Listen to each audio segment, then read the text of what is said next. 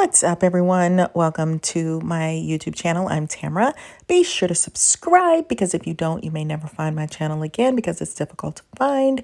And also be sure to like the video so that my videos can help people that they are meant to help. So if I can't reach people, there are people who are in crisis who I think could use my videos. So it's no secret. The algorithm works with liking the video. So I sincerely would appreciate you helping me out.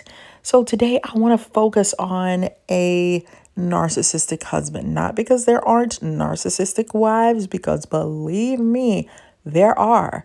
But I heard a radio call-in show where a lady called in and I'm like, her husband sounds like the classic narcissist. And oftentimes what we do when we are in a relationship with somebody who is toxic and narcissistic, we'll find a couple of things about them that are great, and we will use that to justify the behavior. And sometimes we gotta not do that. So you let me know your thoughts. I'm gonna paint this picture of this guy. So the number one reason why she was calling is because her husband curses her out and degrades her in front of her children. So is that acceptable behavior? Basically, she married a 5-year-old coward, and she justifies his behavior by saying, well, I know that he would never cheat on me. I know he would never hit me. And when things are great, it's so much fun. Like when things are going well, basically, when I walk on eggshells and sing his praises and bow down to him, then everything is great. But is this the way that you want to spend the rest of your life? Relationships are challenging anyway. It's hard to even get to make things work with somebody that you have the utmost respect for. You have to learn to compromise. So sprinkle in some terrible behavior with that. This person needs to work on his behavior. If he has a hot temper, he's cussing her out and degrading her in front of their kids, what kind of a message does that send? You're both adults. Why does one person have the authority to talk down to another one?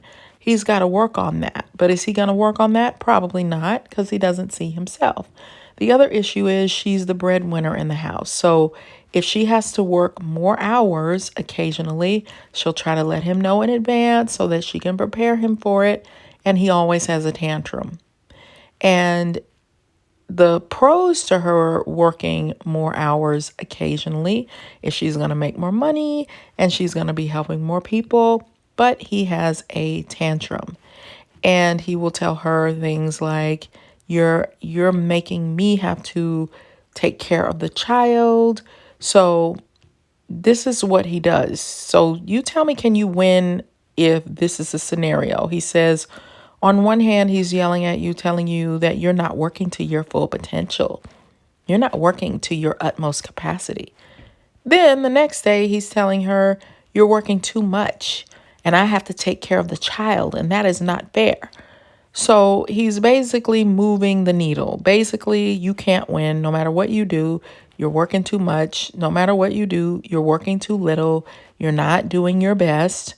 So yeah, he moves the needle.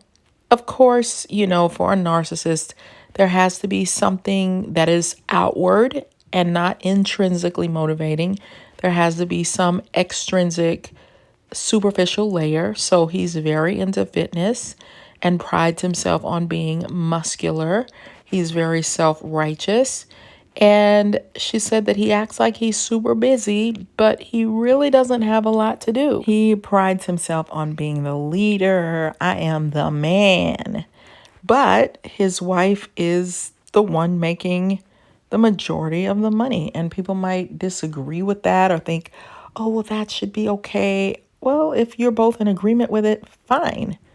But that can also introduce some issues if we're frank and honest.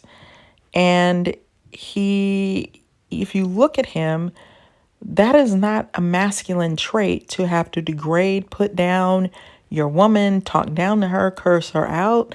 If you're the man and you're the leader, why do you need to do that? Can't you communicate in a more effective way without doing that?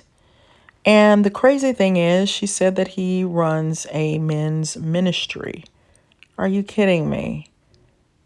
Are you kidding me? So you're leading other men, but you treat your wife like dirt. And he will tell her that she has a victim mentality. You see how they switch things, flip the script? So this lady has to understand that she has to take a stance that nobody has the right to belittle you. And that goes for everyone, and especially in front of your children. So when they took their marriage vows, they promised certain things to love, to cherish. He's not doing that. So she has to say, I'm not going to be the victim anymore. And you're putting me in the position to have to leave. One of the things that the person suggested to her was doing a 30-day separation, which sometimes can help so that you're sending a strong message that this behavior isn't going to be tolerated. And we have to understand, narcissists, they can be taught too. They can learn some things. And even if somebody isn't a narcissist, you teach them how to treat you.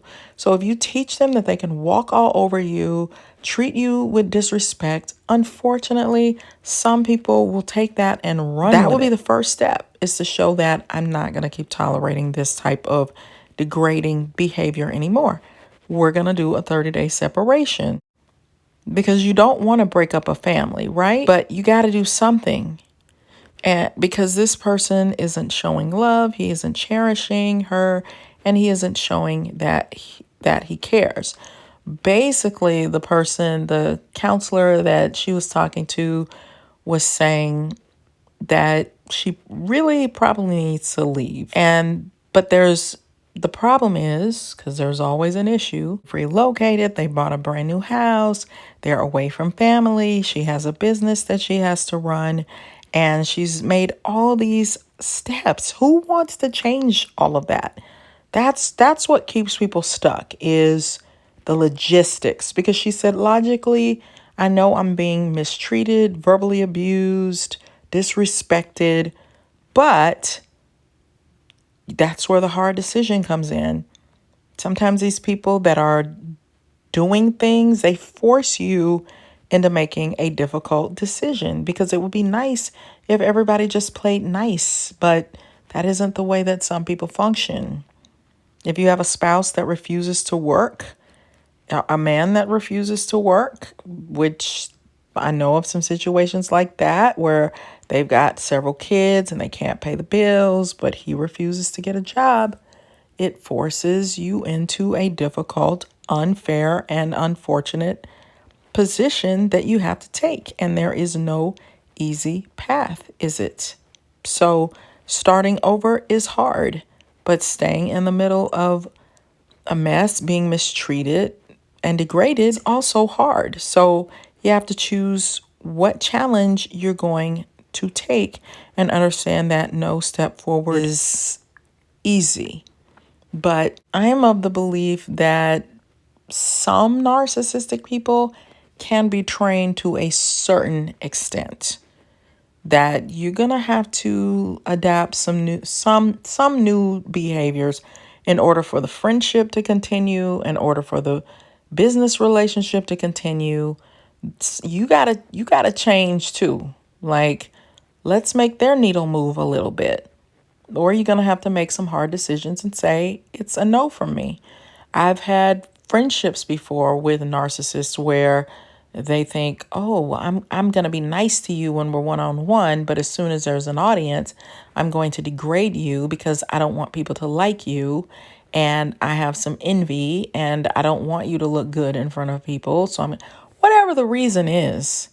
And I would have to take a hard stand. I'm not going to tolerate that. Maybe everybody else in your life tolerates that, but not me. We can't be friends and you talking down to me. And I'm also not going to fight with you. I'm going to get out of your way. Sayonara, see you later, alligator. you know, you have to teach them too. So let me know in the comments if you think this person is a narcissist, and how would you handle a situation like this? Would you stay with the person or would you leave? So check out my books, The Workplace Narcissist. It is about a specific type of workaholic narcissist, which sounds like the opposite of this particular guy, but some of them are workaholics and they are difficult. So check out my book. I'll put the link in the description box. And if you're having difficulty in your romantic life or with attracting the love of your life, or maybe you're the person who's had the bad behavior, check out my book, The Script on Love. I think you'll enjoy reading it and I hope it will help you. So I'll put the link in the description box. And thank you so much for joining me today. Be sure to like the video. It helps the algorithms.